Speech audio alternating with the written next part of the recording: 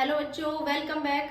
बेटा one shot video coordination compound का complete होने के बाद इनऑर्गेनिक बचती है हमारी सिर्फ थोड़ा सा लास्ट चैप्टर जो है डी एंड एफ ब्लॉक। ठीक है, तो बेटा अब ये टाइम तो है नहीं कि हम सोचते रहें बैठ के कि भाई कब पढ़ेंगे कैसे पढ़ेंगे। तो एक बहुत प्यारी लाइन है कि जो पसंद है वो मत करो। बेटा जो पसंद है वो मत करो, जो अब करना पड़े वो करो। कहने का मतलब ये है बेटा, बोर्ड्स के एग्जाम आपके सर पे हैं, ठीक है, और 27 को अपने केमिस्ट्री के एग्जाम। तो अब आप ये मत सोचो कि मुझे पसंद नहीं है इसको छोड़ देता हूँ। अब तो आपको सब कुछ करना है, ठीक है। तो जितना हो सकता है, जितना पॉसिबल है, कम से कम 19 तक, मतलब 19 तारीख तक आप कम से कम केमिस्ट्री को रिवाइज करो, ठीक है। और कंप्लीट 20 और 21 completely devoted to English exam, ठीक है बेटा। इंग्लिश एग्जाम को पूरी तरह से समर्पित हो जाओ लास्ट के 2 दिन कम से कम, ठीक है। उससे पहले हमारे पास टाइम है कि केमिस्ट्री का एग्जाम हम तैयारी करें। तो उसमें सबसे पहले बेटा हम जो अभी तक करते आ रहे हैं वन शॉट वीडियो, उसी से हम आगे बढ़ेंगे, ठीक है। चलो डी एंड एफ ब्लॉक में, क्योंकि आप लोगों के सामने मैंने पहले से समराइज कर रखा है इस चैप्टर को, जहां तक पॉसिबल है जो इम्पोर्टेंट चीज है, यानी कि मान लो फिजिकल प्रॉपर्टी है तो उसमें से वो कौन सी इम्पोर्टेंट चीज है जो उस फिजिकल प्रॉपर्टी के लिए जिम्मेदार है, वो मैंने सब लिखी हुई है। कौन से वो एग्जाम्पल्स हैं जिससे क्वेश्चंस बन सकते हैं। फिर से मैं रिपीट कर रही हूँ, डी एंड एफ ब्लॉक में अगर नंबर लेने हैं तो एनसीईआरटी के सिर्फ इंडेक्स और बाहर जो कॉन्स्टेंट जितने भी क्वेश्चंस हैं बेटा, सिर्फ एनसीईआरटी के क्वेश्चन प्रैक्टिस कर लो। बहुत अलग क्वेश्चन नहीं आते, हमेशा वही रिपीटेशन आता है डीएनएफ ब्लॉक में। तो जिनको टफ लगता है ना, उनके लिए मैं एक चीज बता देती हूँ, भाई तुमने पढ़ लिया लेकिन तुम्हारे पल्ले नहीं पड़ रही है और तुम्हारी ना रटने की कैपेसिटी बहुत अच्छी है, तो भाई मैं तो यही कहूंगी डी एंड एफ ब्लॉक पूरा रटने के ऊपर डिपेंड है। जिनको समझ में आ जाए वो बहुत अच्छी बात है, ठीक है। अब दूसरी बात समझने की इसमें एक ही चीज है, वो है इलेक्ट्रॉनिक कॉन्फ़िगरेशन। और एटलीस्ट एक 3D सीरीज जो है उन एलिमेंट्स का इलेक्ट्रॉनिक कॉन्फ़िगरेशन जरूर आना चाहिए। उसके बाद ये सारी प्रॉपर्टीज, आगे की सारी रिएक्शन समझ में आएंगी। समझ में आ गई बात? तो बिना टाइम वेस्ट करे शुरू करते बेटा D and F block elements. चलो सबसे पहले इंट्रोडक्शन में बता देते हैं भाई, D and F block actual में एस और पी ब्लॉक के बीचों बीच आते हैं, इसीलिए इनको ट्रांजिशन एलिमेंट्स भी बोलते हैं। जनरली ट्रांजिशन एलिमेंट्स बोलते हैं, but zinc, cadmium, mercury they are not transition element. क्योंकि उनके पास में डी ऑर्बिटल में कोई भी इलेक्ट्रॉन, मैं ये कह सकती हूँ, अनपेयर्ड नहीं बचता। दे आर फुली फिल्ड, ठीक है, उनकी डी सब सेल फुली फिल्ड होती है। इसलिए हम सिर्फ जिंक, कैडमियम, मरकरी को एज ए ट्रांजिशन एलिमेंट हम कंसिडर नहीं करते, ठीक है, क्योंकि एस ब्लॉक और पी ब्लॉक दोनों की प्रॉपर्टी आती है, इसलिए इनको हम ट्रांजिशन एलिमेंट्स बोलते हैं। दैट्स इट, इसके अलावा कुछ भी नहीं करना। अब एक एमसीक्यू बन सकता है, वो बन सकता है जर्नल इलेक्ट्रॉनिक कॉन्फ़िगरेशन के फॉर्मूला पे। जो मैंने ये फॉर्मूला लिखा है, अगर ऐसा मिलता है एमसीक्यू में, वही टिक करना है कि जर्नल कॉन्फ़िगरेशन का फॉर्मूला कौन सा है, n-1d। n क्या है? Period number. जैसे मान लो हमारी 4s है, तो जो डी ऑर्बिटल जब हम पढ़ते हैं तो n-1d का मतलब है 4 में से 1 को माइनस करो 3 आएगा, तो 3d series. Understand? D block में हमने 3 सीरीज पढ़नी है, 3d, 4d and 5d। 3d के साथ 4 का ऐसा आएगा, 4d के साथ 5 का एस एंड 5d के साथ 6 का ऐसा आएगा। अंडरस्टैंड? कॉन्फ़िगरेशन क्या है? डी में 1 से लेकर 10 इलेक्ट्रॉन, एस में 0 से लेकर के 2 इलेक्ट्रॉन। अगर एस में कहीं तुम्हें 1 से 2 मिलता है तो वो इनकरेक्ट है, 0 से 2 होगा तो ही करेक्ट है। अंडरस्टैंड और नोट? समझ में आया या नहीं आया? पहले बेटा ये चीज समझो, ठीक है, इस चीज को समझना जरूरी है। आगे बढ़ते हैं बेटा एलिमेंट्स के ऊपर, क्योंकि मैं आप लोगों को क्लियर कर देती हूँ 3D, 4D, 5D सीरीज के एलिमेंट्स आप लोगों को याद है, बहुत अच्छी बात है। अदरवाइज बेटा उसकी भी ट्रिक है, लेकिन 3D के एलिमेंट्स एटलीस्ट हमें सारे याद होने चाहिए और उनका कॉन्फ़िगरेशन हमें आना चाहिए। तो these are 3D element series, इसको हम 3D एलिमेंट्स बोलेंगे। ट्रिक क्या है? शक्तिवान करे मना फिर कौन बचाए कॉपर की जान। शक्तिवान करे मना फिर कौन बचाए कॉपर की जान। ये याद कर लो, ठीक है। कॉन्फ़िगरेशन में लिखते टाइम ध्यान रखना 21 से हम शुरू करते हैं, 30 पे खत्म करते हैं। ये इनका एटॉमिक नंबर है 1 2 3, इसको पकड़ लो। यहां से ध्यान रहेगा D1 D2 D3 इनका कॉन्फ़िगरेशन है। D4 अभी के लिए D4 कर लो, फिर हम बताएंगे भाई इसमें एक्सेप्शन क्यों होता है। D4 D5 D6 D7 D8 D9 and D10, ठीक है। D4 और D9 पर लगा लो स्टार। ये है अपना इलेक्ट्रॉनिक कॉन्फ़िगरेशन, चाहे वो 3D हो 4D हो या 5D। बस चेंज इतना होता है कि उसके आगे आप जो n है यानी कि पीरियड नंबर को चेंज करते जाते हो, ठीक है। तो इसका कॉन्फ़िगरेशन पहले हम पूरा लिखेंगे, लेकिन उससे पहले जिसको मैंने सर्किल किया है 3D 4 या फिर मैं कह सकती हूँ D4 और D9 कहीं पर भी स्टेबल नहीं होते। ऐसा क्यों होता है वो भी मैं बताऊंगी। सिर्फ D4 और D9 की जगह इधर D5 आ जाएगा और इधर D10। अगर ऐसा होगा तो S में से इलेक्ट्रॉन कम हो जाएंगे। अंडरस्टैंड बेटा। चलो कॉन्फ़िगरेशन लिख रहे हैं। देखो जो आपके पास 18 इलेक्ट्रॉन है वो कॉन्फ़िगरेशन है नोबल गैस ऑर्गन तक, तो हम उसको रिपीट नहीं करेंगे, सीधा हम लिखते हैं। एक तो अपने पास में 3D लिख लो, इधर लिख लो 4s, 3D 3D 3D 3D, सबके आगे 3 लिख लो, 3D 3D। यहाँ बचता है 4s 4s 4s 4s 4s, सब में 4s बचेगा, 4s 4s। अंडरस्टैंड बेटा। यहाँ लिखो 4s2 3D1, यानी कि 18 के बाद में 19 20 21, 3 इलेक्ट्रॉन पूरे हो गए, ठीक है। फिर लिखो 4s2 3D2, ठीक है। इसमें बेटा ध्यान रखना, शुरू में अभी मैं सिर्फ 2 लिख रही हूँ, बाद में मैं आप लोगों को बताऊंगी कि यहाँ पर 2 नहीं आता है बेटा। क्या नहीं आता है? 2 नहीं आता है, ठीक है। तो इनको सर्किल करा है, उसकी बात ध्यान से सुनो। एक्चुअल में होता क्या है, जो ये D सब शेल है और S सब शेल है, just because of lower energy gap, अगर कोई पूछता भी है कि ये स्टेबल क्यों नहीं है, तो भैया क्रोमियम और कॉपर मतलब इनका कॉन्फ़िगरेशन D4 तक पॉसिबल है। तो just because of they gain high stability या एक्स्ट्रा स्टेबिलिटी, और एक्स्ट्रा स्टेबिलिटी 3 चीजों में पॉसिबल है, D0 D5 D10। अच्छा, मैं इसके बारे में डिटेल में इसलिए नहीं बता रही क्योंकि मुझे पता है ज्यादातर बच्चों को ये याद हो चुका है कि भाई हाफ फिल्ड, फुल्ली फिल्ड या जिसके पास कोई भी इलेक्ट्रॉन नहीं है वो सबसे ज्यादा स्टेबल होते हैं। लेकिन अब मैं थोड़ा सा ये बताऊंगी कि हमने ऐसा करा क्यों है। जैसे ये इलेक्ट्रॉन इधर से उठ करके इधर गया और इधर सिर्फ एक बचा, इसी तरह से ये इलेक्ट्रॉन इधर आया, यहाँ D10 हो गया और यहाँ पर 1 हो गया। तो ऐसा हुआ क्या? ऐसा इसलिए होता है बेटा, इसको ध्यान से देखना, जो मैं डायग्राम बना रही हूँ उसको ध्यान से देखो। होता क्या है एक्चुअल में, मान लो ये अभी हमारे एग्जाम चल रहे हैं और ये हॉस्टल रूम है, ठीक है। लेकिन जब शुरू में जब हॉस्टल ओपन हुई थी तो उस टाइम ना बच्चे बहुत कम थे, तो बच्चे कम थे तो ये हॉस्टल एकदम शांत थी, दैट मीन्स स्टेबल थी, ठीक है। फिर भाई एक बच्चा आया, थोड़ी अनस्टेबिलिटी बढ़ी, रूम्स में वाइब्रेशन आया, तो ऐसे करके हर रूम में जब बच्चे आए तब तक अनस्टेबिलिटी रही। लेकिन अब उसके बाद वार्डन ने कहा कि सारे रूम फिलअप हो गए, कम से कम आधे, मतलब एक एक बेड सारे में कवर हो गया, तो इसमें सभी रूम के आगे लॉक लगा दिया, ठीक है। अब कोई एडमिशन नहीं आ रहा। फिर उसके बाद में कुछ और बच्चे आए, D5 और D0 का जो केस था वो स्टेबल था, यहाँ पर वाइब्रेशन कम था।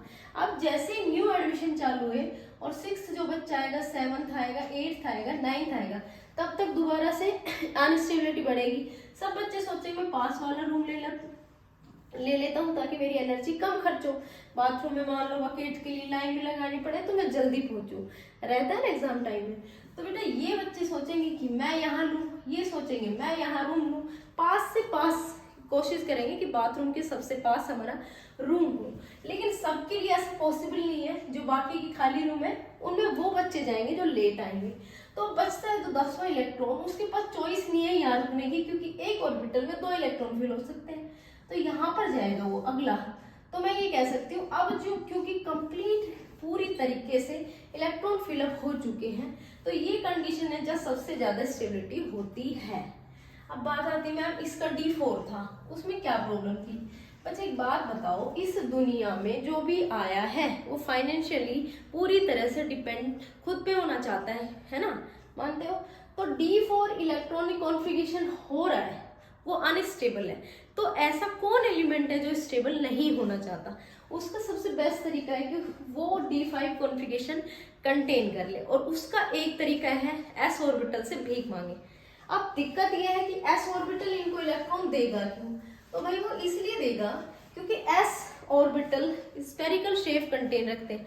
स्फेरिकल शेप क्या होती है? सबसे सिंपल शेप होती है, उनसे कोई भी इलेक्ट्रॉन मांग सकता है। तो वो हाथ जोड़ेंगे s ऑर्बिटल से, भाई मेरी स्टेबिलिटी नहीं हुई, मुझे एक इलेक्ट्रॉन उधारा दे दे, तो भाई वो दे देगा। सिंपल स्फेरिकल शेप है, और ये देखो कितनी कॉम्प्लेक्स है। तो ये एक electron just because of their simple shape of s orbital and lower energy gap in between s and d orbitals, easily electron jump in this side। ठीक है बेटा, इसलिए D5 इलेक्ट्रॉनिक कॉन्फ़िगरेशन जो है ज्यादा स्टेबल होगा और इजीली क्रोमियम और कॉपर इनटेक कर लेंगे।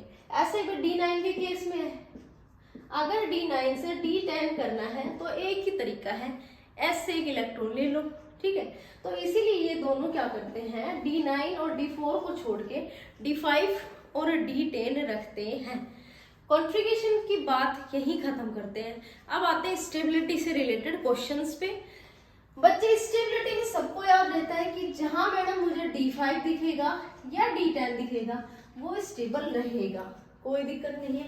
लेकिन बच्चे मैं एक चीज और बता देती हूँ, अगर मान लो तुम्हारे पास सिर्फ 3 इलेक्ट्रॉन है तो ध्यान रखना T2G3 भी स्टेबल होता है, बट एज कंपैरेटिवली D5 ये जो है लेस स्टेबल होता है। तो इतना सा ध्यान रखना, ठीक है। ये इसका इंक्रीजिंग ऑर्डर है स्टेबिलिटी का, इधर की तरफ डिक्रीजिंग ऑर्डर है। चलो, अगर किसी के पास सिर्फ 2 इलेक्ट्रॉन है तो इजी केस में इलेक्ट्रॉन जो है इलेक्ट्रॉनिक कॉन्फ़िगरेशन अगर आ रहा है, मान लो Eg2 किसी का बन रहा है तो वो भी स्टेबल होगा। अगर T2G3 बन रहा है वो भी स्टेबल होगा। D4 का कोई भी केस स्टेबल नहीं होगा, ठीक है। D5 सबसे ज्यादा स्टेबल होगा। ये हो गए स्टेबिलिटी से रिलेटेड क्वेश्चंस। इससे आगे बढ़ते हैं कॉन्फ़िगरेशन। मैं सिर्फ उनको रखूंगी जो एक्सेप्शन शो कर रहे हैं, ठीक है। बाकी आप लोगों को यहाँ से सीरियल वाइज लिखना है एज इट एज। चलो आगे बढ़ते हैं। मैग्नीज का स्टार लगा करके बड़ा सा लिख देती हूँ कि मैग्नीज के नीचे जितने भी एलिमेंट्स आते हैं 4D का और 5D का, वो भी D5 कंटेन करते हैं, ठीक है। चलो बेटा, ये तो हो गई इंट्रोडक्शन और electronic configuration of 3D elements. अब आगे हम बात करेंगे जो इसकी मेजॉरिटी है, physical property of D and F block elements. देखो ये सबको पता है, जैसे मैंने सोने की रिंग पहनी है तो सोने की रिंग है, हार्ड है, सबको पता है, ठीक है। मेलेबल है, ठीक है। दूसरा, अगर मैं इससे कोई ऑर्नामेंट बनाना चाहूंगी तो बन जाएगा, ठीक है। अब मैं बोर्ड में जैसे अगर नॉक कर रही हूँ तो आवाज आ रही है, तो ये सोनोरस, डक्टिलिटी है ना, मेलेबिलिटी, ये हम 8th क्लास से पढ़ते आ रहे हैं, तो ये कोई नई चीज नहीं है। तो हमें 12th में इतना ज्यादा उन पर ध्यान नहीं देना, ध्यान इन पे देना जो सामने लिखी हुई है। तो सबसे पहले जो प्रॉपर्टी आती है वो है मेटेलिक कैरेक्टर है, ठीक है। क्या मेटेलिक कैरेक्टर है? मेटेलिक कैरेक्टर भाई एस ब्लॉक के जो एलिमेंट्स होते हैं वो सॉफ्ट होते हैं, और डी ब्लॉक के जितने भी एलिमेंट्स हैं ये भी मेटल है बट ये हार्ड होते हैं। तो एक रीजन अगर मैं आपसे सीधा सा पूछूं कि वो सॉफ्ट और ये हार्ड क्यों, तो आंसर सिंगल लाइन में दोगे, just because of metallic bond formation. तो इसी को हम मेटेलिक कैरेक्टर्स बोलते हैं। अब ये मेटेलिक कैरेक्टर डेवलप कैसे होता है? देखो बेटा, metallic bond just as like ionic bond, किसकी तरह? बिल्कुल आयनिक बॉन्ड की तरह। यानी कि फिजिक्स में तुम इलेक्ट्रोस्टैटिक फोर्स पढ़ते हो, वही electrostatic force ionic bond generate करता है। यहाँ पर भी आयनिक बॉन्ड बनेगा बट उसका नाम मैं मेटेलिक बॉन्ड दूंगी। क्या मतलब? एक मेटल में ही पॉजिटिव और नेगेटिव चार्ज डेवलप हो जाएगा, ठीक है। पॉजिटिव नेगेटिव चार्ज डेवलप हो जाएगा और उस मेटल में ही आपस में मेटेलिक बॉन्ड बन जाएगा। इसलिए जितने भी मेटेलिक बॉन्ड, जो भी एलिमेंट मेटेलिक बॉन्ड बनाता है उसमें मेटेलिक कैरेक्टर आ जाते हैं, जिसकी वजह से ये और सॉफ्ट मेटल्स यानी कि एस ब्लॉक से अलग हो जाते हैं, ठीक है। चलो, जैसे आपने आयरन का नाम सुना होगा, आयरन के ऊपर मान लो +2 चार्ज है, ठीक है। अब क्योंकि आयरन अपने इलेक्ट्रॉन जो लूज किए हैं वो इस एरा में किए होंगे, मतलब इसके जो माइनस, ये जो 2 इलेक्ट्रॉन है ये अपने आसपास ही करेंगे। तो दूसरा आयरन है वो भी अपने इलेक्ट्रॉन ऐसे ही लूज कर रहा होगा। ठीक है बेटा। तो जो इसका प्लस है और इसका माइनस एक दूसरे को अट्रैक्ट करेंगे, ठीक है, ये एक दूसरे को अट्रैक्ट करेंगे। तो मान लो इसका जो नेगेटिव है तो इसकी पॉजिटिव के साथ अट्रैक्ट होगा। तो आयरन ही अपने इलेक्ट्रॉन लूज कर रहा है और मेटेलिक बॉन्ड यानी कि एक इलेक्ट्रोस्टैटिक फोर्स जनरेट कर रहा है। इसको हम कह सकते हैं फादर और सन का बॉन्ड। जैसे अब तुम्हारा मान लो तुम्हारा पेपर हो जाए, उसके बाद जब रिजल्ट आने वाला हो तो होगा क्या, ये मान लो तुम्हारे पापा है और ये जो इलेक्ट्रॉन है बेटा है। तो ये पापा सोचेंगे मेरा बेटा इधर गया है, रिजल्ट की पूछता हूँ, बेटा सोचेगा पापा इधर साइड आ रहा है तो बेटा इधर की तरफ जाएगा, लेकिन हो उल्टा जाएगा। क्या होगा, देखो पापा इधर से आए, बेटा इधर जा रहा है, लेकिन उसको ये नहीं पता किसी और का पापा किसी और के बेटे को ढूंढ रहा है, और वो मान लो तुम्हारा दोस्त ही है, तो वो दूसरे का पापा तुमसे पकड़ के पूछेगा क्या रिजल्ट आया, और वहीं पर तुम्हारी धुलाई होगी। इसलिए बेटा इसी को हम क्या बोलते हैं, फादर सन बॉन्ड, मेटेलिक बॉन्ड। ठीक है, अब इसको इरेज कर देते हैं, बता दिया अच्छे से क्या होता है मेटेलिक बॉन्ड। यहाँ पर देखो, due to vacant D orbitals, left से साइड राइट की साइड जब तुम मूव करोगे तो मेटेलिक कैरेक्टर डिक्रीज होते हैं। ठीक है, ड्यू टू वीक इंटरेक्शन। इसलिए ध्यान रखना जिंक जो है सबसे वीक मेटेलिक बॉन्ड बनाता है, क्योंकि उसके पास अनपेयर्ड इलेक्ट्रॉन होते नहीं है, D10 कॉन्फ़िगरेशन होता है। ठीक है, चलो आगे देखते हैं बेटा, हीट ऑफ एटमाइजेशन एनर्जी। देखो हीट ऑफ एटमाइजेशन एनर्जी सिर्फ और सिर्फ मेटेलिक बॉन्ड पर डिपेंड करती है, और मेटेलिक बॉन्ड अनपेयर्ड इलेक्ट्रॉन्स पर डिपेंड करते हैं। तो मैंने लिखा हुआ है ड्यू टू हाई या strong metallic bond heat of atomization energy also high होती है। क्वेश्चन कहाँ से बनेगा, यहाँ से बनेगा कि जिंक की lowest heat of atomization energy है। क्यों, तो आप आंसर दोगे क्योंकि जिंक के पास कोई अनपेयर्ड इलेक्ट्रॉन नहीं है, they have zero unpaired electron, that's it, खत्म यहाँ पर ये। ठीक है, आगे बढ़ते हैं। थर्ड प्रॉपर्टी है मेल्टिंग पॉइंट और बॉइलिंग पॉइंट। सीधी बात है, मेटेलिक बॉन्ड इंक्रीज होगा, किसकी वजह से होगा, अनपेयर्ड इलेक्ट्रॉन की वजह से होगा। वो इंक्रीज होगा तो जो मेल्टिंग पॉइंट है वो भी हाई होगा, दैट्स इट। अब चक्कर फंसता है यहाँ पर कि D5 कॉन्फ़िगरेशन मतलब 5 अनपेयर्ड इलेक्ट्रॉन और D4 मतलब 4 अनपेयर्ड इलेक्ट्रॉन। लेकिन आपने क्वेश्चन में जहां भी एनसीईआरटी में पढ़ा वो ये पढ़ा है क्रोमियम का जो है मेल्टिंग पॉइंट मैग्नीज से ज्यादा है। क्यों, तो उसका आंसर दोगे कि D5 कॉन्फ़िगरेशन इतना स्टेबल होता है, हाईली स्टेबल होता है कि वो अपने इलेक्ट्रॉन्स लूज करके मेटेलिक बॉन्ड बनाना पसंद नहीं करता, दैट्स इट। और D4 में क्या होता है कि मेटेलिक बॉन्ड, क्योंकि उसमें सिर्फ 4 अनपेयर्ड इलेक्ट्रॉन है जो अनस्टेबल है, वो अच्छे से बनता है। इसलिए क्रोमियम के नीचे जो आपने पढ़ा होगा टंगस्टन का पढ़ा होगा, क्रोमियम के नीचे ही टंगस्टन जो आते हैं वो हाईली, मतलब मैं कह सकती हूँ पूरे पीरियोडिक टेबल में जिसका हाईली या हाईएस्ट मेल्टिंग पॉइंट होता है वो टंगस्टन होता है। बट हम 3D सीरीज में कंपेयर कर रहे हैं तो क्रोमियम का मैग्नीज से ज्यादा होगा, because of manganese have extra stable configuration D5, that's it. इससे यही क्वेश्चन सबसे ज्यादा बनता है जो मैंने आप लोगों को बताया है। ठीक है, आगे आ जाओ बेटा। एटॉमिक साइज, देखो एटॉमिक साइज सीधी सी बात ये है बेटा, अगर आयनिक रेडियस बढ़ेगी तो एटम का साइज बढ़ेगा। होता क्या है, बेसिकली हमने यही पढ़ा है कि किसी पीरियोडिक टेबल में लेफ्ट से राइट की तरफ मूव करते हो तो एटॉमिक साइज डिक्रीज होता है, क्योंकि इलेक्ट्रॉन सेम सब सेल में एंटर करता है। बट अप टू डाउन जब हम मूव करते हैं, जैसे 3D से 4D, 4D से 5D, तो हमेशा साइज बढ़ता है। क्यों, क्योंकि हर बार एक न्यू पीरियड नंबर यानी कि शेल नंबर बढ़ता है, और उधर शेल नंबर सेम रहता है लेकिन इलेक्ट्रॉन्स उसमें हर बार बढ़ते हैं सेम शेल में, और इसमें सेल्स बढ़ती है। तो ये तो हो गया जो हमने 11th में पढ़ा था, क्योंकि डी ब्लॉक कॉन्फ़िगरेशन थोड़ा अलग है, इसमें एक्सेप्शंस है। एक्सेप्शन क्या है, D1 से D5 तक जब आप जाओगे तो धीरे धीरे साइज घटेगा। तो मैंने लिखा है slightly decrease, first slightly decrease. ऐसा इसलिए होता है क्योंकि जो Z इफेक्टिव न्यूक्लियर चार्ज है, मतलब फोर्स ऑफ अट्रैक्शन न्यूक्लियस का है, वो ज्यादा होता है शील्डिंग इफेक्ट से। तो यहाँ पर तो साइज डिक्रीज होता है, बट जैसे आप D6 से D8 तक जाओगे तो स्क्रीनिंग इफेक्ट, जिसको तुम शील्डिंग पावर या रिपल्शन पावर कहते हो, वो बढ़ जाती है। ठीक है, तो यहाँ पर ना तो साइज बढ़ता है ना घटता है, इसलिए फेकोनी, इसमें साइज ऑलमोस्ट सेम रहता है। जब आप जाते हो कॉपर से जिंक की तरफ तो शील्डिंग इफेक्ट डोमिनेट कर जाता है, यानी कि रिपल्शन पावर डोमिनेट करता है, साइज बढ़ जाता है, ठीक है। इसलिए हम ये कह सकते हैं ये है इसका ऑर्डर। चलो आगे बढ़ते हैं बेटा। आयनाइजेशन एनर्जी से एज कंपेरेटिवली साइज ज्यादा क्वेश्चंस आएंगे, बट पहले ही बता देती हूँ कि आयनाइजेशन एनर्जी क्या होती है, किसी भी आउटर मोस्ट सेल से इलेक्ट्रॉन को रिमूव करने की energy, to remove electron from any isolated gaseous atom, that's it, ये इसकी डेफिनेशन है। अब बात है आगे कि आयनाइजेशन एनर्जी और साइज में क्या रिलेशन है। Both are inversely proportional to each other. Size बढ़ेगा तो एनर्जी, आपको साइज बढ़ाओगे तो एनर्जी कम लगानी पड़ेगी इलेक्ट्रॉन निकालने के लिए, ठीक है। जैसे मान लो आपके 12th का रूम है, अगर ये प्रिंसिपल सर के ऑफिस के पास में है और तुम्हें बंक करना है तो ज्यादा एफर्ट्स लगाने पड़ेंगे।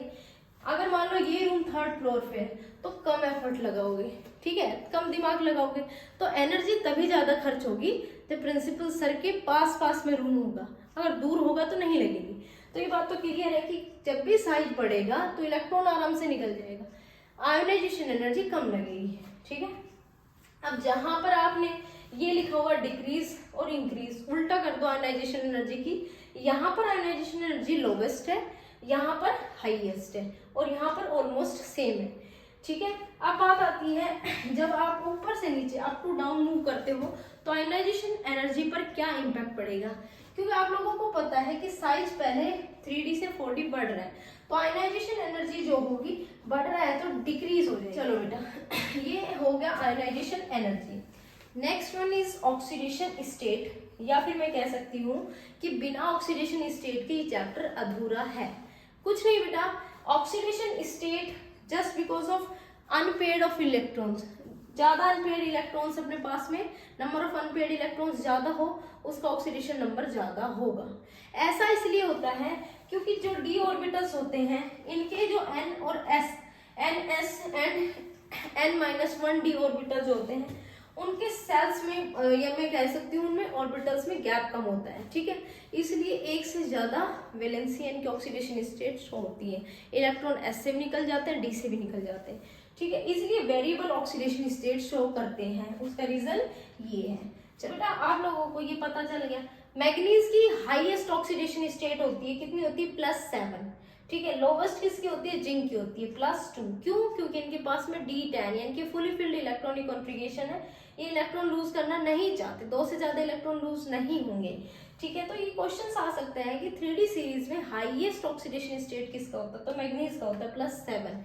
स्कैंडियम जो होता है यूजुअली सिर्फ +3 ऑक्सीडेशन स्टेट शो करता है।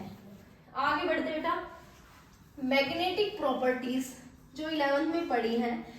मैग्नेटिक प्रॉपर्टीज 2 तरह की होती हैं, एक पैरामैग्नेटिक एक डायामैग्नेटिक, ठीक है।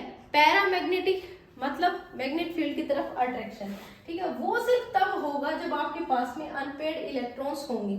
अगर अनपेयर्ड इलेक्ट्रॉन नहीं है तो जो कंपाउंड होगा वो डायामैग्नेटिक, और अगर अनपेयर्ड इलेक्ट्रॉन है तो पैरामैग्नेटिक। अगर मैं कंपेयर कराऊं कि पैरामैग्नेटिक में ज्यादा अच्छा पैरामैग्नेटिक कौन सा होगा, तो जितने ज्यादा अनपेयर्ड ऑफ इलेक्ट्रॉन्स, ठीक है, नंबर ऑफ अनपेयर्ड इलेक्ट्रॉन जितने ज्यादा होंगे उतना ही अच्छा पैरामैग्नेटिक होगा, ठीक है। तो ध्यान रखना n = 0 दैट्स मीन डायमैग्नेटिक, ठीक है, ये इसका फॉर्मूला हो गया। अगर आपको अनपेयर्ड इलेक्ट्रॉन 1 मिलता है, अनपेयर्ड इलेक्ट्रॉन 2 मिलता है, या 3 मिलता है, 4 मिलता है और 5 मिलता है, इसके अलावा मिल भी नहीं सकता, 6 तो होता ही नहीं, दोबारा से 4 3 2 1 इनका रिपीटेशन होता है। तो मैं नियर बाय वैल्यू बता देती हूँ। अगर एक इलेक्ट्रॉन है तो तुम्हारे जब इसमें कैलकुलेशन करोगे तो 1.79 बोहर मैग्नेट्रॉन आएगा। अगर 2 है तो 2.87, 3 है तो 3.92 लगभग, एंड 4 है 4.83, 5 है 5.90 के समथिंग। तो बेटा ये हो गई तुम्हारी कैलकुलेशन। जब भी तुम अनपेयर्ड इलेक्ट्रॉन्स को रखोगे तो नियर बाय ये वैल्यू आएगी, ठीक है। मैग्नेटिक प्रॉपर्टी बस चेक करनी है आपने, कौन सा पैरामैग्नेटिक है और कौन सा डायामैग्नेटिक है, ठीक है। Last one is coloured compound. Usually D block के जो एलिमेंट्स हैं, जो कंपाउंड्स बनाते हैं वो कलर्ड होते हैं। ऐसा क्यों?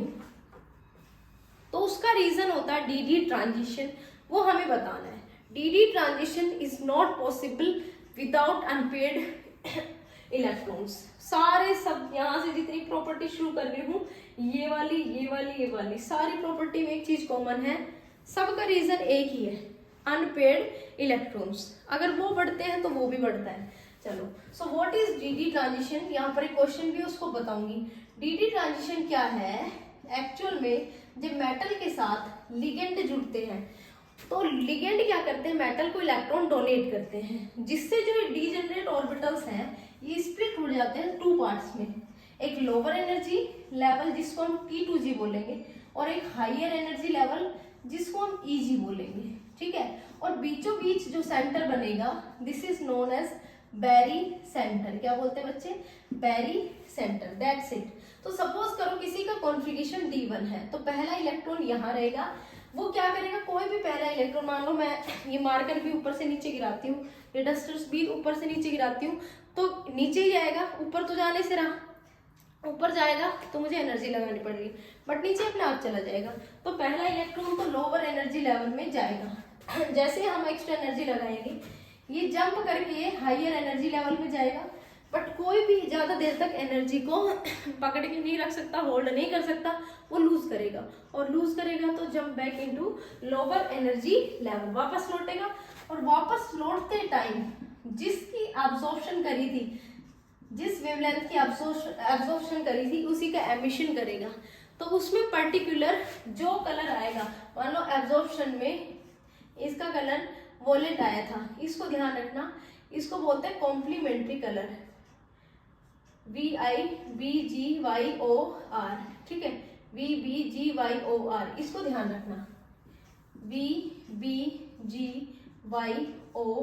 अगर वॉलेट कलर की उसने एब्जॉर्प्शन करी है तो कलर तुम्हें शो होगा येलो कलर, ठीक है। अगर ब्लू कलर का एब्जॉर्प्शन हुआ है तो कलर होगा ऑरेंज कलर शो, ठीक है। तो इसको बोलते हैं कॉम्प्लीमेंट्री कलर्स। एब्जॉर्प्शन जिस किस चीज का हुआ है उसके जस्ट अपोजिट एमिशन कलर होगा, इसीलिए इसको हम कॉम्प्लीमेंट्री कलर्स बोलते हैं, ठीक है बेटा। आगे हम डिस्कस करेंगे मैग्नेटिक प्रॉपर्टीज के बाद में, कलर्ड कंपाउंड्स के बाद में कॉम्प्लेक्स का, ठीक है। तो चलो शुरू करते हैं।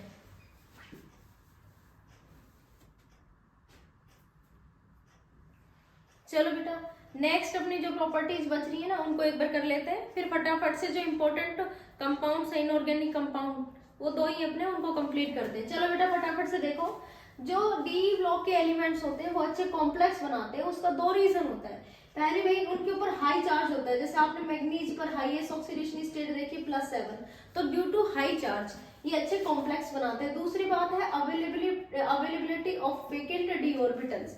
अगर खाली वेकेंट डी ऑर्बिटल्स होंगे तो लिगेंड्स अपने इलेक्ट्रॉन्स डोनेट कर पाएंगे और कोऑर्डिनेशन बॉन्ड का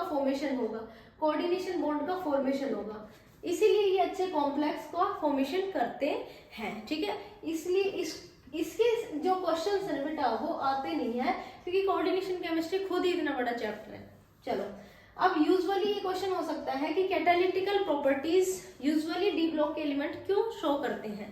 तो पहली बात, जितने भी डी ब्लॉक के एलिमेंट्स हैं उनकी वेरिएबल ऑक्सीडेशन स्टेट्स हमने पढ़ी है।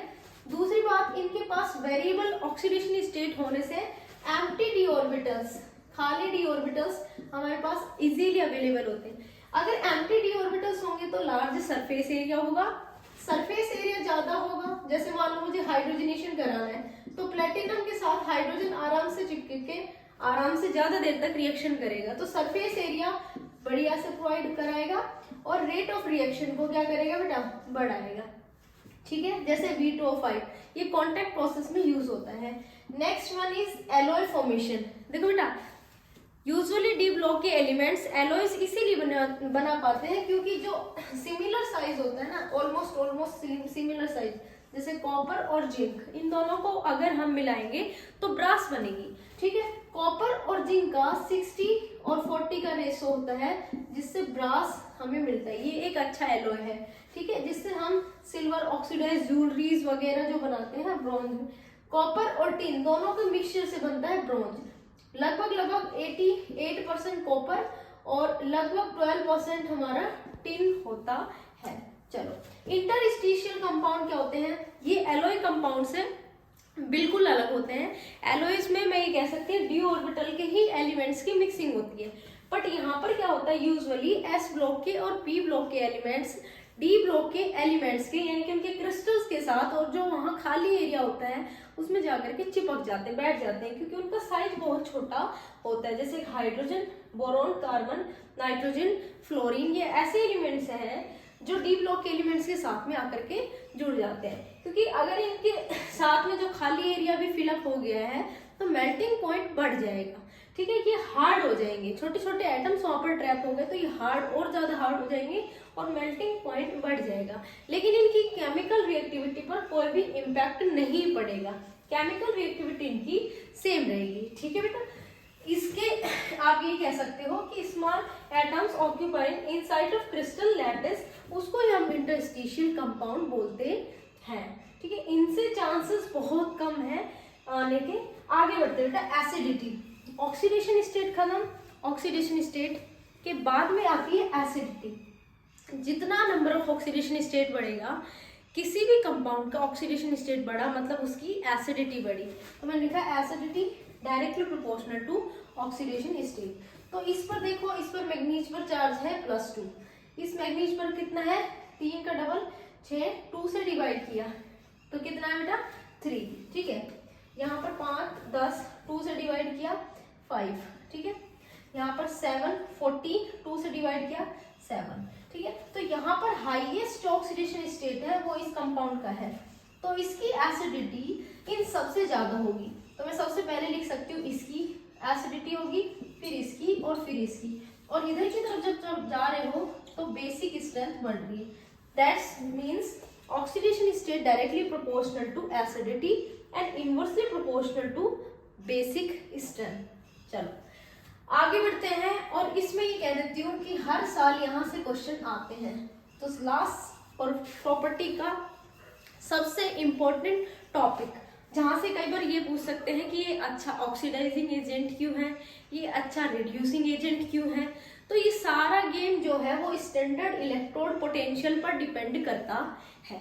तो वो 2 केस में हम पढ़ते हैं। पहला जो केस होगा वो होगा m, मतलब मान लो m+ से m+2 की तरफ चार्ज शिफ्ट होना, जैसे कॉपर +1 से कॉपर +2 का फॉर्मेशन होना, तो वो कुछ भी हो सकता है। तो इसके जो यूजुअली जो मेन रीजन है वो मैं बताऊंगी, और जो क्वेश्चंस है वो मैं बताऊंगी बस, ठीक है।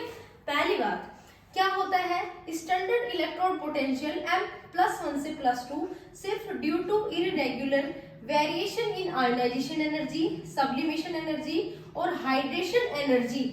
तो जितने भी स्टैंडर्ड इलेक्ट्रोड पोटेंशियल वैल्यूज हैं उसमें भी वेरिएशन आता है, उसमें भी इरेगुलरिटी आती है, क्योंकि किसी की आयोनाइजेशन एनर्जी इंपैक्ट करती है, किसी की हाइड्रेशन एनर्जी इंपैक्ट करती है, ठीक है। तो इसमें जो क्वेश्चन है, सबसे मेजर जो क्वेश्चन रिपीट हो सकता है, फिर से बोल रही हूँ, वो क्वेश्चन यही है कि कॉपर जो है वो positive standard electrode potential show करता है, वाई। दूसरी चीज ये हो सकती है कि कॉपर एसिड्स में से हाइड्रोजन को रिप्लेस नहीं करता, क्यों। ये 2 ही क्वेश्चन बनते हैं कॉपर से रिलेटेड। तो उसका आंसर क्या होगा बच्चे, कॉपर जो होगा उसकी आयोनाइजेशन एनर्जी बहुत हाई होती है और हाइड्रेशन एनर्जी बहुत लो होती है, जिससे काउंटर बैलेंस नहीं हो पाता। That's why copper show positive standard electrode potential value and can't be replaced hydrogen atom from any acid. That's it, बस इतना ही आंसर लिखना है जो मैंने आपने यहाँ पर बताया कि हाई आयोनाइजेशन एनर्जी होने की वजह से ये कभी भी हाइड्रोजन को रिप्लेस नहीं करता, किससे, एसिड से। ये क्वेश्चन आप याद रख लेना बेटा, यहाँ से पूरे चांस है कि बन सकते हैं क्वेश्चन, कहीं ना कहीं मिल सकता है ये। दूसरा क्वेश्चन बनता है ये कि कॉपर +2 और कॉपर +1 जब इनका कॉन्फ़िगरेशन चेक करते हैं तो इसका है कॉन्फ़िगरेशन D10 और इसका कॉन्फ़िगरेशन है D9। तो अगर स्टेबिलिटी के बेसिस पे देखें तो D10 ज्यादा स्टेबल है और वो ही ज्यादा स्टेबल होना चाहिए, बट एक्वस स्टेट में ये फंडा काम नहीं करता। तो आप उसका आंसर क्या दोगे, उसका आंसर दोगे क्योंकि जितने ज्यादा नंबर ऑफ पॉजिटिव चार्ज होंगे उतने ही H2O के मॉलिक्यूल, क्योंकि H2O के पास में भी तो क्या होता है, जब आप स्ट्रक्चर बनाओगे तो ऐसी दिखेगी, इस पर नेगेटिव चार्ज है तो इस पॉजिटिव चार्ज को अट्रैक्ट करेगा, ठीक है, उतने ही वाटर के मॉलिक्यूल इंटरेक्ट होंगे। अगर आपके पास सिर्फ एक पॉजिटिव चार्ज है तो एक H2 जुड़ा, दो है तो दो। तो just because of heat of hydration energy ज्यादा हुई है कॉपर +2 में, इसलिए एक्वस स्टेट में Cu+2 ज्यादा स्टेबल होता है। दूसरा क्वेश्चन बेटा ये बनता है इसमें, इसलिए मैंने बता दिया है कि कौन कौन से क्वेश्चंस बन सकते हैं। चलो आगे बढ़ते हैं।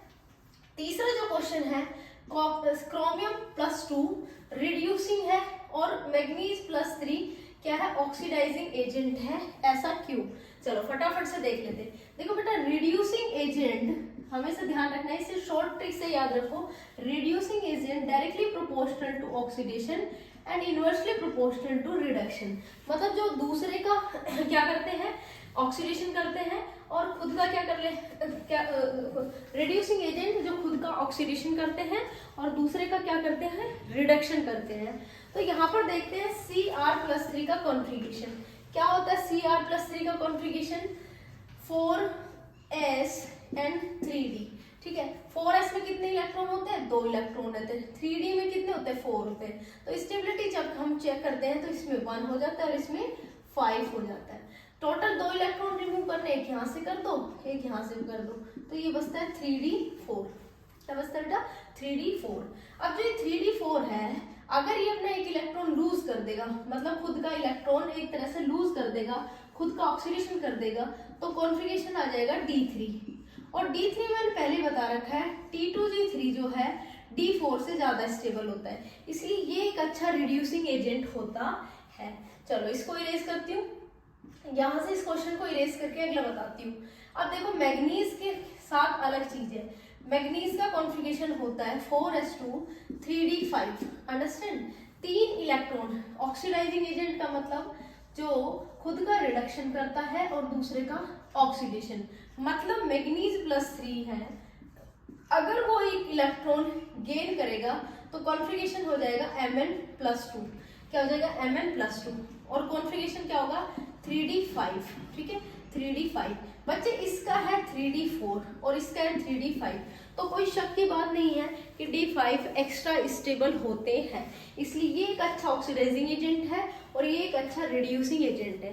3 जो क्वेश्चन इंपॉर्टेंट थे, तीनों मैंने आप लोगों के साथ डिस्कस किए हैं। लास्ट अपना इसी का एक छोटा सा टॉपिक बचता है।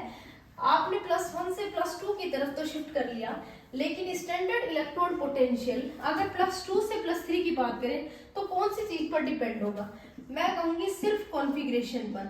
और यहाँ पर जो क्वेश्चन आएंगे वो रिड्यूसिंग एजेंट और ऑक्सीडाइजिंग एजेंट से रिलेटेड आएंगे, अंडरस्टैंड। कॉन्फ़िगरेशन का ध्यान दे लेना, अगर D5 है तो ज्यादा स्टेबल है, T2G3 है उसके बाद स्टेबल है, और Eg2 है वो सबसे कम स्टेबल है। बाकी के जो बचते हैं जैसे D4 वगैरह ये इससे भी कम स्टेबल हैं। तो मैं सीधा क्वेश्चन की बात करती हूँ। मैंने क्वेश्चन दिया है कि Mn+2 से Mn+3 में आने में जो वैल्यू स्टैंडर्ड इलेक्ट्रोड पोटेंशियल की जो वैल्यू है वो ज्यादा पॉजिटिव है, और जब हम Cr+2 से Cr+3 तक आते हैं वो कम है। ऐसा क्यों, देखो स्टैंडर्ड इलेक्ट्रोड पोटेंशियल, इसमें अगर आप कॉन्फ़िगरेशन चेक कर पाते हो, जैसे अभी मैंने बताया Mn+2 की क्या है D5 और किस में D4 में, तो बेटा ये स्टेबल नहीं है, ये वाली स्टेबल है, ये वाली अनस्टेबल है। तो जितनी तुम अनस्टेबिलिटी की तरफ बढ़ रहे हो उतनी ही वॉल्यूम पॉजिटिव लगी। इसमें क्या होता है एक्चुअल में, क्रोमियम+2 यानी कि इसके D से एक इलेक्ट्रॉन और एक S से इलेक्ट्रॉन गया, तो टोटल बचता है इसका D4, ये शिफ्ट हो रहा है किसकी तरफ, D3 की तरफ। अगर D3 की बात करूं तो इसका कॉन्फ़िगरेशन होगा T2G3। तो बस हम इसके यही रीजन देंगे कि इसमें T2G3 एक्स्ट्रा स्टेबल कॉन्फ़िगरेशन है, बल्कि इसमें स्टेबल से अनस्टेबल की तरफ शिफ्ट हुआ है, तो ये एक्स्ट्रा हाईली पॉजिटिव वैल्यू देगा, और इसमें ये जो है इससे कम पॉजिटिव वैल्यू देगा क्योंकि अनस्टेबल से स्टेबल की तरफ शिफ्ट हुआ है। तो ये इस पूरे चैप्टर की जितनी भी फिजिकल प्रॉपर्टी थी वो कंप्लीट हो गई। चलो अब हम जो शुरू करेंगे वो इम्पोर्टेंट कंपाउंड KMnO4 और K2Cr2O7 शुरू करते हैं। चलो बेटा अब अपना जो नेक्स्ट टॉपिक बचता है ना वो इम्पोर्टेंट इनऑर्गेनिक कंपाउंड। पूरे इनऑर्गेनिक केमिस्ट्री में 2 ही इम्पोर्टेंट कंपाउंड है जिससे 101% क्वेश्चंस आएंगे ही आएंगे। एक तो बेटा अपना K2Cr2O7 और दूसरा है KMnO4। देखो एक तो हमें इनके स्ट्रक्चर बिल्कुल कंफर्म पता होना चाहिए, दूसरा हमारा इसका जो प्रिपरेशन मेथड है किससे क्या बना है, बस प्रिपरेशन मेथड दोनों का एक एक याद रखना। दूसरी बात, एसिडिक और बेसिक मीडियम में, बेसिक मीडियम में सिर्फ KMnO4 रिएक्शन देगा, तो एसिडिक और बेसिक मीडियम में किससे क्या प्रोडक्ट बना है, बस उसका ना आप शॉर्ट ट्रिक से जैसे मैंने लिखे हुए वैसे वैसे याद रखना, ठीक है। उसी के बाद में आप कंप्लीट रिएक्शंस लिख सकते हो। चलो बेटा, K2Cr2O7 पोटेशियम डाइक्रोमेट, ठीक है। पोटेशियम डाइक्रोमेट की सबसे पहली स्ट्रक्चर देखिए बेटा, तो Cr है, तो एक ब्रिजिंग जो ऑक्सीजन है वो दोनों के बीच में मिलेगा, और ये जो स्ट्रक्चर है ये टेट्राहेड्रल है, तो इसका हाइब्रिडाइजेशन जो होगा इस क्रोमियम का वो होगा sp3, और स्ट्रक्चर जो होगी वो होगी टेट्राहेड्रल। अंडरस्टैंड बेटा। देखो दोनों तरफ तीन तीन ऑक्सीजन आ गए, एक बीच में आ गया, कंप्लीट हो गए, और ये बन गई पोटेशियम डाइक्रोमेट आयन। दो पोटेशियम अलग करोगे तो चार्ज आएगा 2 माइनस। अंडरस्टैंड। इसका जो कलर होगा पोटेशियम डाइक्रोमेट का वो एकदम ऑरेंज क्रिस्टल्स इसके आप लोगों को मिलेंगे, ठीक है। अगर क्रोमेट की बजाय हम डाइक्रोमेट की बजाय सिर्फ हम क्रोमेट आयन को देखेंगे और एनालिसिस करेंगे तो स्ट्रक्चर इसकी भी सेम होगी, बट इसमें सिर्फ एक क्रोमियम रहेगा, इसको भी हम टेट्राहेड्रली बोलेंगे। हाइब्रिडाइजेशन इसमें भी sp3 रहेगा। इसमें जो ये बॉन्ड है बेटा, ये जो ये बॉन्ड है जिस पर मैं नेगेटिव लगाया है, ये नेगेटिव मैं इस पे भी लगा सकती हूँ। तो Cr और ऑक्सीजन की अगर MCQ मिलता है कि इसमें क्या Cr और O की जो बॉन्ड लेंथ है सेम है, तो यस, सारे जितने भी क्रोमियम और ऑक्सीजन की बॉन्ड लेंथ है वो सेम है। चलो बेटा, इसका जो कलर होगा वो येलो कलर होगा। इसमें इसका कन्वर्जन और इसमें इसका कन्वर्जन हमने बताया है, उसको भी हम आगे पढ़ेंगे। चलो, प्रिपरेशन मेथड आपसे पूछा जा सकता है क्रोमेट से डाइक्रोमेट आयन का फॉर्मेशन। तो देखो सबसे पहले क्या करना है, फेरस क्रोमेट लेना है, फॉर्मूला होता है FeCr2O4, बाइकार्बोनेट के साथ रिफ्लेक्स कराना है एयर की प्रेजेंस में, ठीक है। क्या करना है, फेरोक्रोमेट को सोडियम कार्बोनेट के साथ एयर की प्रेजेंस में रिफ्लेक्स कराना है, तो सोडियम क्रोमेट मिलेगा, ठीक है। उसमें थोड़ा सा सल्फ्यूरिक एसिड ऐड ऑन करोगे तो सोडियम डाइक्रोमेट मिलेगा। क्योंकि हमें पोटेशियम डाइक्रोमेट चाहिए, सोडियम डाइक्रोमेट जो होगा पानी में थोड़ा सोल्यूबल रहेगा, इसके क्रिस्टल्स बहुत अच्छे नहीं बनेंगे, तो सिर्फ हमें सोडियम को रिप्लेस करने के लिए KCl को डालेंगे और सोडियम हट जाएगा, K2 जुड़ जाएगा, तो ये बन गया पोटेशियम डाइक्रोमेट। किससे बना है, फेरोक्रोमेट से। क्या बना है, पोटेशियम डाइक्रोमेट। चाहे क्वेश्चन ऐसे है या फिर प्रिपरेशन मेथड से डायरेक्ट ये रिएक्शन आए, ठीक है बेटा, तो ध्यान रखना कि हमने क्रोमेट से बनाया। अब आता है इंपॉर्टेंट क्वेश्चन बेटा कि अगर आप किसमें बेटा, इसमें क्रोमेट आयन में थोड़ा सा एसिड डालते हो, क्या डालते हो, एसिड, जैसे सल्फ्यूरिक एसिड। क्रोमेट आयन में अगर आप सल्फ्यूरिक एसिड डालते हो तो डाइक्रोमेट आयन बनता है, और उसका जो कलर है वो ऑरेंज आएगा। ये क्वेश्चन आ सकता है, इसलिए मैं बता रही बेटा, क्रोमेट में अगर एसिड डालोगे तो डाइक्रोमेट का फॉर्मेशन होता है, उसका कलर ऑरेंज होता है। लेकिन अगर आप ऑरेंज कलर का जो आपने क्रिस्टल तैयार किया है जिसको तुम डाइक्रोमेट बोलते हो, अगर उसमें थोड़ा सा बेस ऐड ऑन करोगे तो दोबारा से आपको क्रोमेट आयन मिलेंगे, जिसका अगेन येलो कलर होगा। ये कन्वर्जन ध्यान रखना, येलो से ऑरेंज, ऑरेंज से येलो, येलो से ऑरेंज एसिड, ऑरेंज से येलो बेस, ठीक है। अगर फॉर्मूला या फिर नाम में कंफ्यूजन होता है तो कलर याद रखो ताकि ध्यान रखें, क्योंकि इसमें कलर आएगा कि ये से ये मिला, ये से ये मिला, ध्यान रखना। अब बात आती है इसकी कंप्लीट रिडॉक्स रिएक्शन को जब हम बैलेंस करके लिखेंगे तो हमें ये चीज पता चलता है कि जो K2Cr2O7 है उसमें क्रोमियम का क्या होगा बेटा, एक तरह से ऑक्सीडेशन होगा। क्या होगा, ऑक्सीडेशन, ठीक है। यहाँ पर जो क्रोमियम की ऑक्सीडेशन स्टेट है वो कितनी है, 7 इसकी 14 2 माइनस किया, ठीक है, 12 आया +6, तो +6 से +3 में जब कन्वर्जन होता है तो यहाँ पर इसने खुद का क्या कर दिया, रिडक्शन कर दिया। तो जो खुद का रिडक्शन करता है वो एक अच्छा ऑक्सीडाइजिंग एजेंट होता है, और ये इसकी कंप्लीट रिडॉक्स रिएक्शन जो बैलेंस करके हर इक्वेशन आपने पुट करनी है। इस रिएक्शन का आप स्क्रीनशॉट ले लो, नोट डाउन कर लो, ये रिएक्शन आपको याद रखनी चाहिए। Cr2O7 14H डालोगे, 6 इलेक्ट्रॉन, 2Cr+3 बनेगा +7H2O, इसको रट लो, ठीक है, इसको याद कर लो। अगर बैलेंस नहीं हो रही तो इसको याद कर लो बेटा, वैसे एक ही तो इक्वेशन है। चलो, जब एसिडिक मीडियम में केमिकल रिएक्टिविटी की बात करोगे तो 2-3 क्वेश्चन इसमें इंपॉर्टेंट बनते हैं। पहला क्वेश्चन, अगर हम डाइक्रोमेट आयन में एसिड की प्रेजेंस में Ki डालते हैं तो आयोडाइड आयन हमें मिलता है। उससे आपको क्या मिलेगा बेटा, I2, क्या बनेगा बेटा, I2 का फॉर्मेशन होगा। इसकी ऑक्सीडेशन स्टेट बच्चे 0 होती है क्योंकि एलिमेंटल स्टेट में होता है, ठीक है। इसी तरह से अगर आप H2S डालते हो तो हमें सिर्फ मिलेगा S, सल्फर, तो इसकी ऑक्सीडेशन स्टेट क्या है, 0, ठीक है। कन्वर्जन ध्यान रखना, Sn+2 जो होगा Sn+4 में कन्वर्ट हो जाएगा, और आयरन जो है जिसको तुम फेरस बोलते हो किस में कन्वर्ट हो जाएगा, फेरिक आयन में, जिसका Fe+3, यानी कि इसका खुद का तो क्या हुआ है, इसका खुद का तो ऑक्सीडेशन, और क्रोमियम क्या क्या हुआ बच्चे, रिडक्शन हुआ है, ठीक है, ध्यान रखना बेटा। तो ये है एसिडिक मीडियम में रिएक्शन, जिसमें सबसे इंपॉर्टेंट है आयोडीन के साथ, ठीक है, उसके बाद में है आयरन के साथ, और लास्ट वन इज H2S के साथ। 3 रिएक्शन इंपॉर्टेंट है, सब में देखोगे दूसरे जो कंपाउंड हमने डाला हुआ है उसका ऑक्सीडेशन और खुद का रिडक्शन हुआ है, दैट्स इट। ये हो गया K2Cr2O7, जो इंपॉर्टेंट क्वेश्चन थे वो खत्म। अब आते हैं KMnO4। तो KMnO4 की जब स्ट्रक्चर चेकआउट करेंगे तो इसकी भी टेट्राहेड्रल है स्ट्रक्चर, हाइब्रिडाइजेशन इसका भी sp3 है, ठीक है। 3 Mn और ऑक्सीजन के बीच में डबल बॉन्ड है और एक के ऊपर नेगेटिव चार्ज है, ठीक है, नेगेटिव चार्ज है। अब एक क्वेश्चन अराइज होता है यहाँ पर बहुत अच्छा, कि जो परमैग्नेट और डाइक्रोमेट है उसमें जो कलर तुम बोलते हो इसका पर्पल है, इसका ऑरेंज है, ये कौन सी चीज की वजह से आता है? तो ऑप्शन ए जैसे D transition and option B is LMCT। तो ऑप्शन याद रखना, just because of LMCT। LMCT क्या होता है, ligand to metal charge transfer, deep purple colour और ऑरेंज कलर हमें मिलता है। क्या होता है LMCT? जैसे ऑक्सीजन क्या है बेटा, लिगेंड है, तो ये लिगेंड इधर अपने इलेक्ट्रॉन डोनेट कर रहे हैं, ठीक है, तो लिगेंड से मेटल की तरफ चार्ज जाना है तो इसको बोलते हैं लिगेंड से मेटल चार्ज ट्रांसफर, ठीक है। इसकी वजह से दोनों का कलर हमें विजिबल होता है। अदरवाइज इनका जब तुम कॉन्फ़िगरेशन देखोगे तो D0 मतलब कोई इलेक्ट्रॉन नहीं बचता है, ठीक है।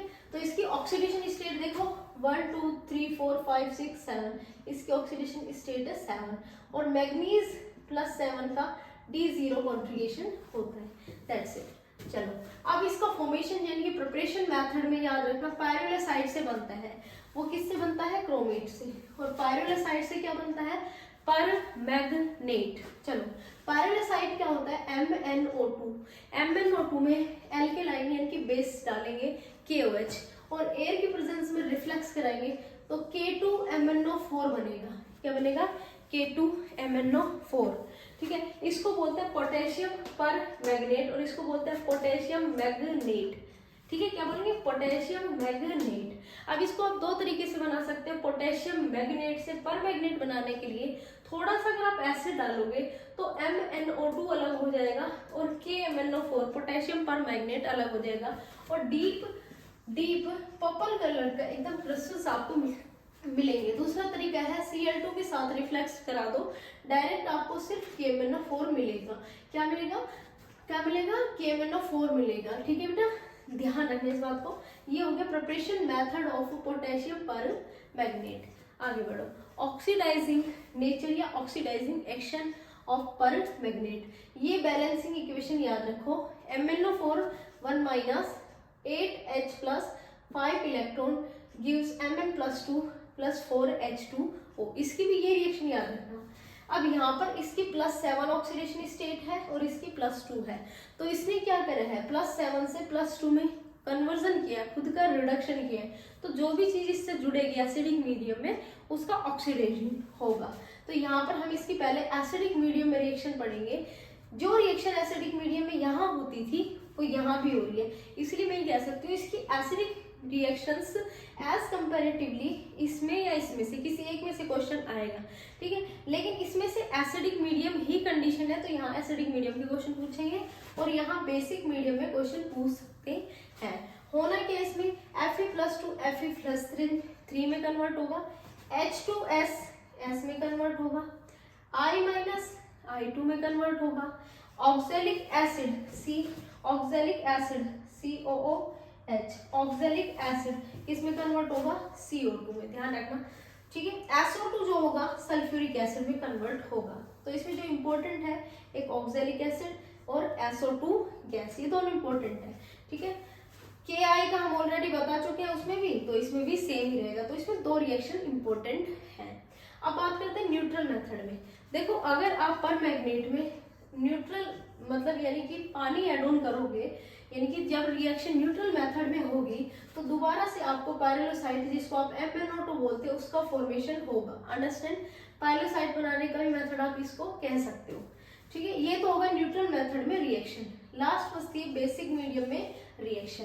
देखो बेसिक मीडियम में जो सबसे इंपॉर्टेंट है वो है KI के साथ रिएक्शन। इस पर स्टार लगा लो। KI में ध्यान रखना, अगर एसिडिक मीडियम में कराते हो तो दोनों में आयोडीन बनता है, I2 बनता है, लेकिन इसमें क्या बनता है, आयोडेट बनता है। क्या बनता है, आयोडेट आयन, IO3 1- आयन, इसको ध्यान रखना। इसी तरह से थायोसल्फेट से सल्फेट का फॉर्मेशन होता है, थायोसल्फेट से सल्फेट का फॉर्मेशन होता है, ठीक है। Mn+2 से पायरोलोसाइट यानी कि MnO2 का फॉर्मेशन होता है। इसमें जो 2 रिएक्शन है ये ज्यादा इंपॉर्टेंट है, ठीक है।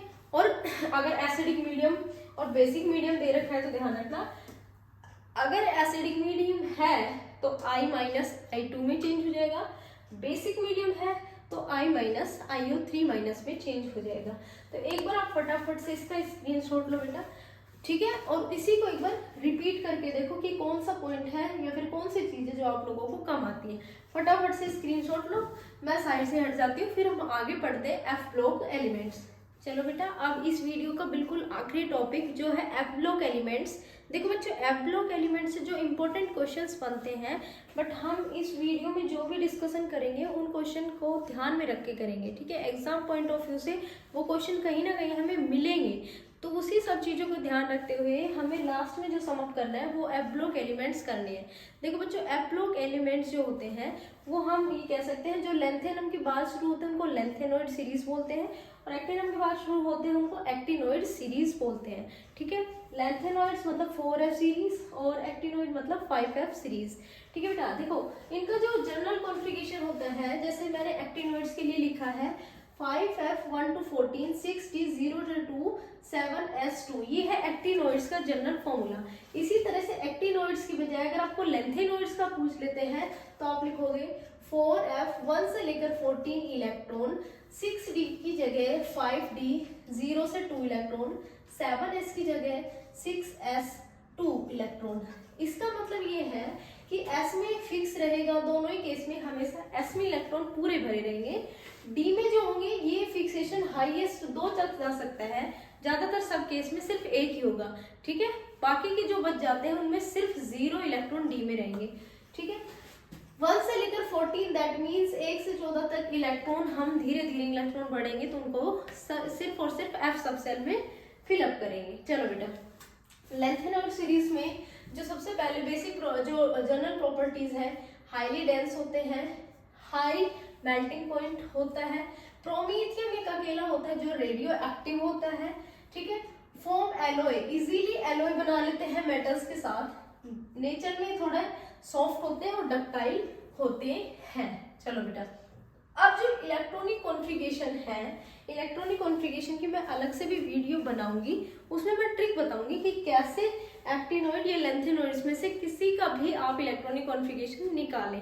बट इस वीडियो में ध्यान रखना बेटा, जो मैंने कॉन्फ़िगरेशन आप लोगों के साथ शेयर करे हैं वहां से क्वेश्चन 90% बनेगा, तो हम क्यों ना सिर्फ एक्सेप्शंस को ही ध्यान में रखें, उसी का कॉन्फ़िगरेशन ध्यान रखें।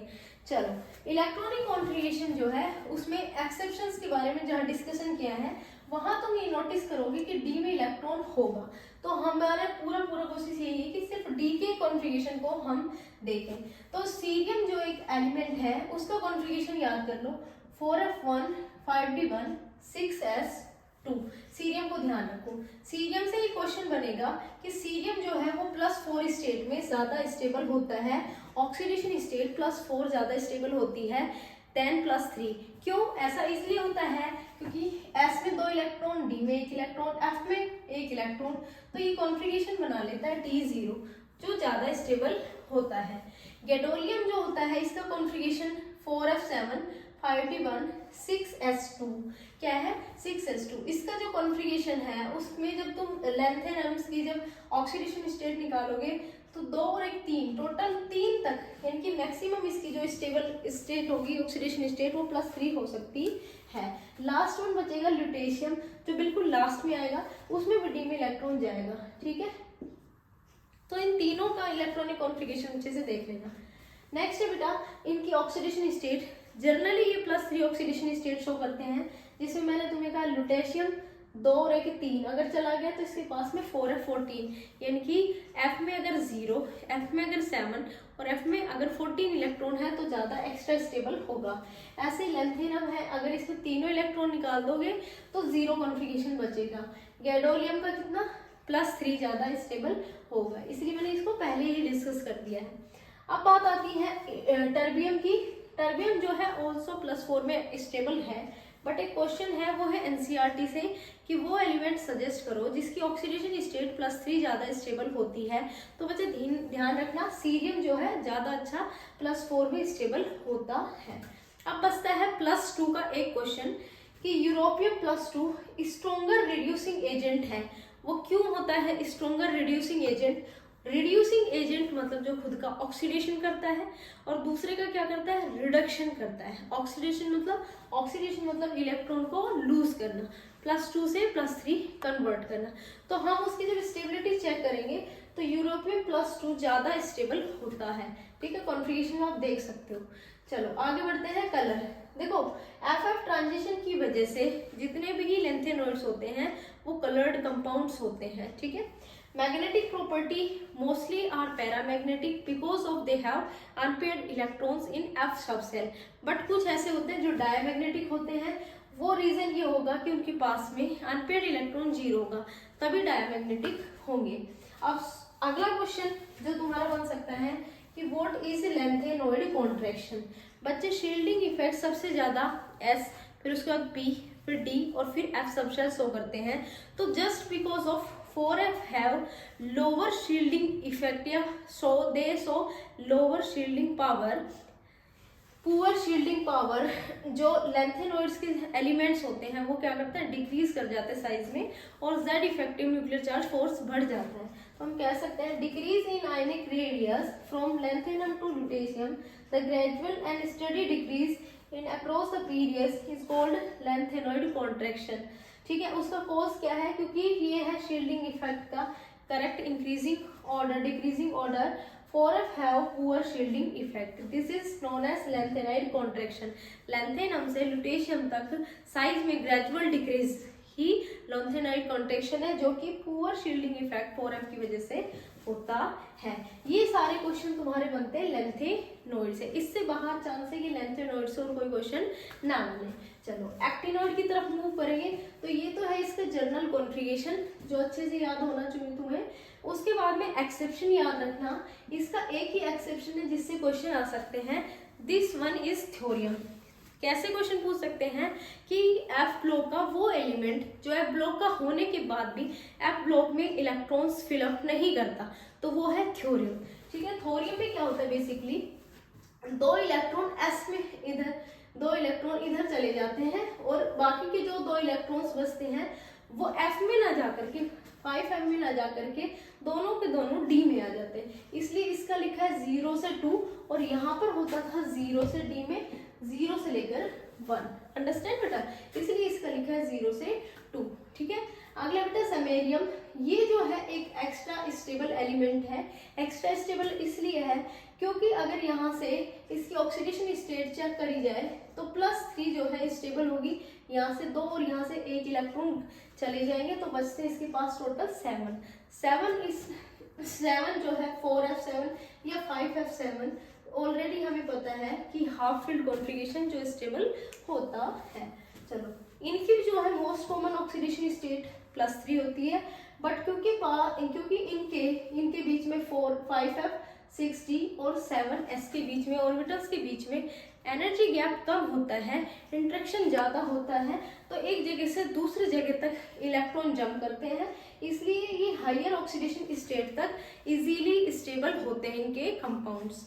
जितने भी एक्टिनॉइड्स होते हैं they are more reactive than lanthanoids, और इसमें सिर्फ प्रोमीथियम जो है रेडियो एक्टिव एलिमेंट्स है, इसमें ऑल जितने भी एक्टिनॉइड्स हैं all are radio active.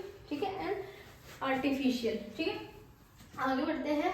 Lanthanoid contraction same as like actinoid contraction same as like lengthenoid contraction, gradual decrease in size, but due to 5f orbitals इनमें poor shielding effect होती है, तब हम लेंथेनॉइड कॉन्ट्रैक्शन लगाते हैं। देखो बच्चे, लेंथेनॉइड कॉन्ट्रैक्शन जो होता है वो वीक होता है एक्टिनॉइड कॉन्ट्रैक्शन से। तो होने में वही ये है कि अगर लेंथेनॉइड कॉन्ट्रैक्शन की वजह से साइज कम होता है तो एक्टिनॉइड कॉन्ट्रैक्शन की वजह से भी साइज बहुत ज़्यादा कम होना चाहिए।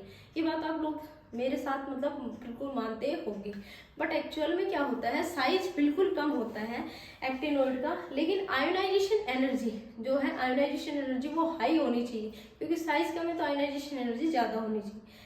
ऐसा एक्टिनॉइड्स में नहीं होता। आयोनाइजेशन एनर्जी एक्टिनॉइड्स की कम ही होती है एज कंपेरेटिवली लेंथेनॉइड्स।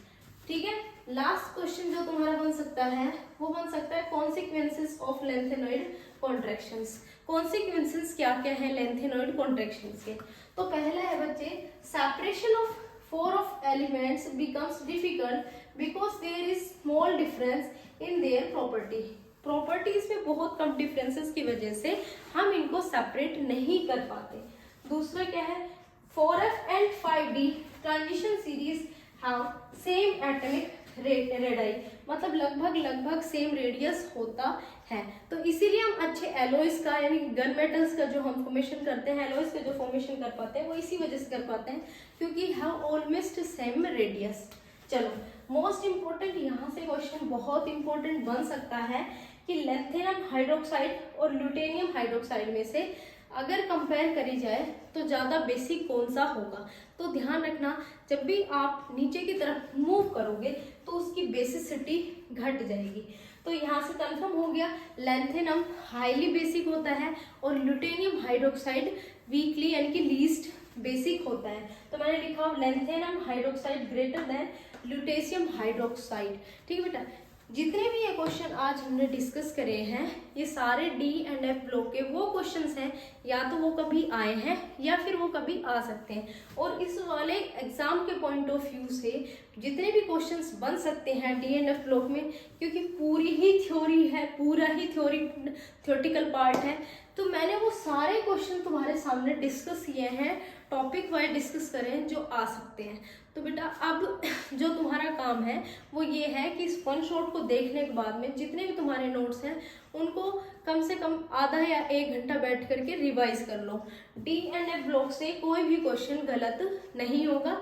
अगर आप लोगों को पसंद आ रहा है तो बच्चों मुझे कमेंट करके प्लीज़ बताओ कि आपको कैसा लग रहा है मेरा कंटेंट। लास्ट में यही बोलना चाहती हूँ कि ऑर्गेनिक की कंप्लीट वीडियो मैं अपलोड कर चुकी हूँ, इनऑर्गेनिक मैं कंप्लीट अपलोड कर चुकी हूँ, आप मेरे चैनल पर विजिट करके देख सकते हो। और बेटा आने वाले एग्जाम के लिए बेस्ट विशेस मेरी तरफ से। आज के लिए बस इतना ही। Thank you so much.